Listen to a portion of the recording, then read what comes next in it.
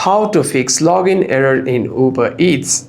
First, if you're having any kinds of problem with the application or with the website, make sure that your device is connected to a secure network.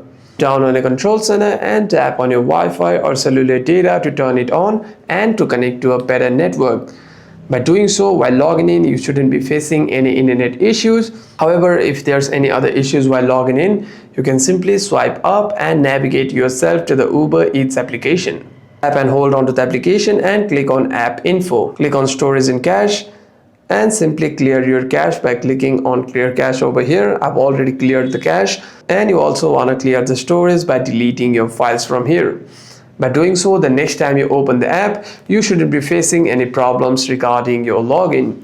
However, if there's any other kinds of problem with the application, you can simply restart your device once and open the app again. Hope this video was helpful, and if you have any further issues, make sure to leave a comment down below.